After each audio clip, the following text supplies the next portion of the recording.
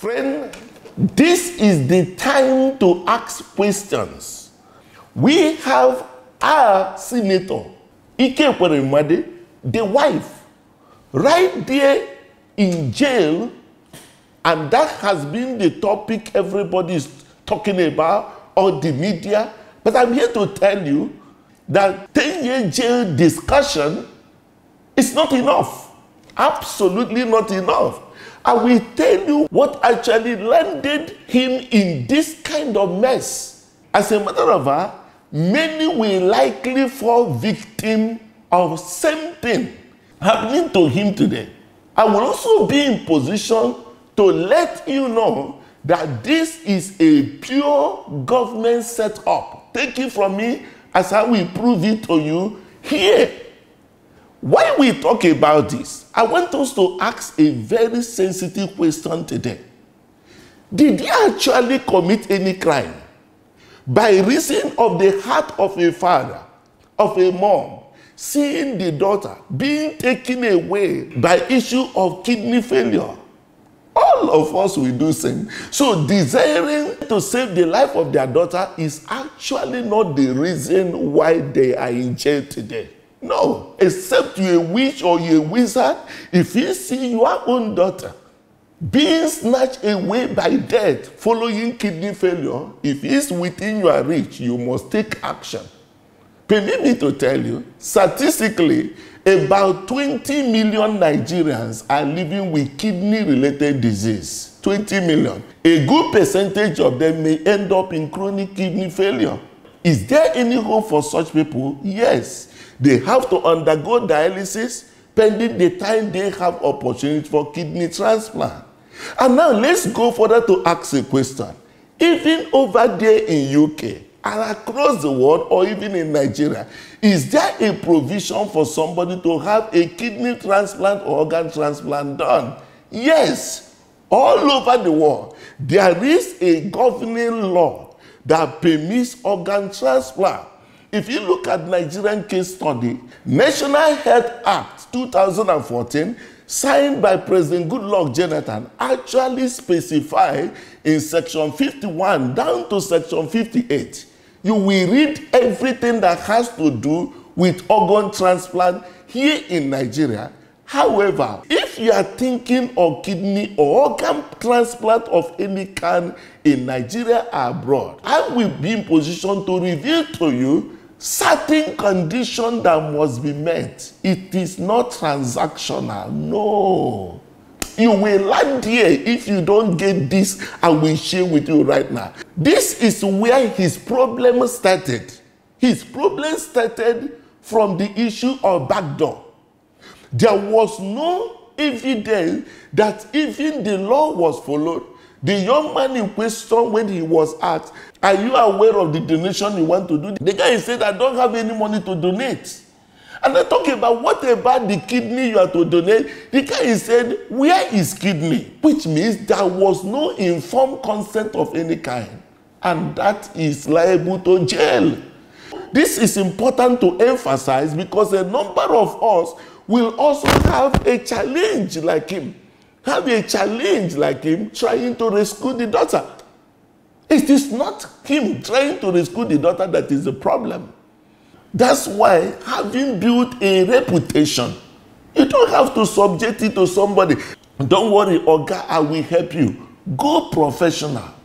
If you have a challenge that has to do with kidney transplant or any organ transplant in line with Nigerian Constitution, what you have to do, get in touch with the hospital to deliver the professional and the legal framework that should be able to protect you from this kind of mess. But before I get into that, I want to put it to you that what you are seeing here is a pure government setup. Ask me why I say so. It's a government setup which regrettably himself has been part of that government. Senator Ekweremadu has been in power for, as a matter of fact, Senate Deputy Senate President and all that for 23 years of our democracy. And you know what? It is so painful, it is so pathetic that in this duration of time, we can't boast of one national hospital, a federal institution, where they could be called a center of excellence in healthcare. You can't find one. Why is it so? As a matter of fact, permit me to tell you, having been part of healthcare development in this country, let me tell you, with 10 to 20 million US dollars, let me tell you, you can establish well-equipped, standard, international standard hospital. As a matter of fact, looking at two governors, Governor Nyesom Wike built a cardiovascular center equipped within 1 year.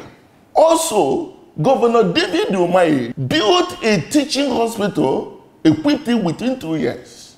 There's nothing we could not do in this country, only when the priority is wrong. Today in Nigeria, kidney transplant can be excellently done. And you have a number of procedures people travel abroad to go and do. These things can be done today in Nigeria. Regrettably, Debt Management Office recently told us that the incoming government will inherit 77 trillion naira. You know what? That's approximately taking 500 and basic, should give you about $154 billion. This is in absence of our internally generated revenue, whatever, oil and the rest. Where did this money go? How much contribution has he made in our healthcare system? This is Vanguard newspaper that actually stated categorically primary health centers collapse nationwide. Nationwide collapse. This is it here. How much of such? And it is so painful, very disheartening, and as a matter of fact, a mockery, that somebody in the government will make it a public announcement and traveling abroad for medical checkup, to go and treat malaria, to do this one as a thing of pride. Permit me to tell you something. If I open mouth here now to say, just type a mail that any government official that travel abroad for healthcare, may they end up like Ekweremadu, you will see the whole of this meeting will be filled up. For us to understand that Ekweremadu's case should not be swept under the carpet. It should be a wake-up call. A wake-up call. That's why I say it is a government setup, and himself was part of the government that set up this narrative that ended up making him a victim. Can we get it right here? The issue of Senator Ekweremadu should be a wake-up call, even to everyone that knows him, even up to the jail. Share this very video to him, tell him not to give up, tell him to be in position to dream new. And that dream is that when he comes out of here, he should return back as a crusader of excellent healthcare, infrastructure, and provision in this country. He should also, if he has the capacity, to build hospitals that is of international standard. We have the capacity to do them.